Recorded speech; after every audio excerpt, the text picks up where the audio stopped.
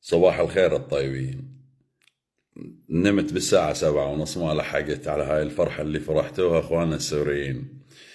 فألف ألف ألف ألف ألف تريليون مبروك لكم. وإن شاء الله أنا متأكد، أنا متأكد بإذن الله سبحانه وتعالى، لأن كل شيء بدون إذن الله ومشيئة الله سبحانه وتعالى ما يصير، لكن بإذن الله ومشيئة الله سبحانه وتعالى متأكد أني خلال 4 سنوات سوريا بمصافي الدول الأولى راح أشوفها بمصافي الدول الأولى، من الدول المتقدمة والأولى عربيا وعالميا. أنا متأكد من هذا الشيء. وبهاي المناسبة أريد أقول للذيول اللي عندنا، شفتوا عقلية رجال الدولة؟ ما أريد أقول سني وشيعي، لكن معروف الموضوع يعني. شوفوا القائد السني شلون عنده عقلية رجل الدولة، وشلون عندهم عقلية السنة، عندهم عقلية رجال دولة، رجال اللي يريدون يبنون بلد ووطن. بشهر كانوا قبل هذا الشهر كانوا كلهم فصائل معارضة وخارجة عن القانون. الفصائل بشهر واحد بس استلموا الحكم، شهر أقل من شهر صار لهم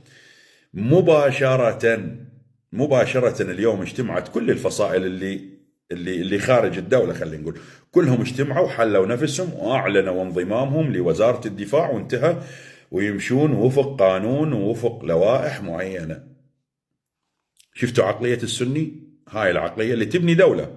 أما احنا الشيعة هاي 22 سنة قدرتوا تبنون دولة؟ الجواب لا. كلها دولة عبارة عن عصابات، لفلان شيخ ولفلان سيد ولفلان معمم ولفلان. ما بنيتوا دولة. كلامي واقعي ترى ها. وكلها فصائل وعصابات خارجة عن القانون، وكل من ايده إله.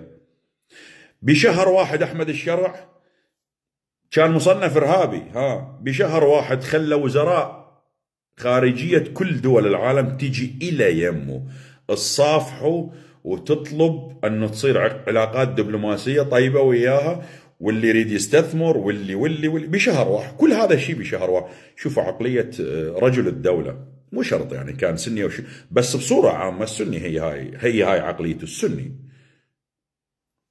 يعني ما تحس ما تغيرون؟ ما تصير عندكم غيرة؟ سؤال يعني. أنا أعرف ما عندكم غيرة، بس ما تصير عندكم غيرة من غيركم؟ شوفوا شلون صار مقدر ومحترم عالميا وعربيا. ما تصير عندكم غيرة شوية؟ غيرة. أنا أعرف هاي النقطة مال الغيرة اللي بالقصة مشيولة من عندكم، لكن ما تغارون؟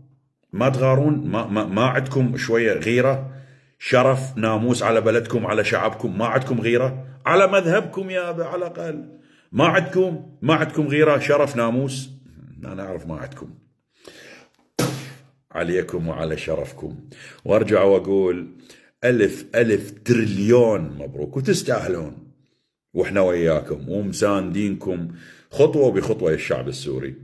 وربي يبعد عنكم ولد الحرام اللي ببالي، ولد القرعة، الله يبعدهم عنكم. ألف تحية لكم، وربي يحفظكم، ونشوفكم دائما على خير إن شاء الله. في أمان الله.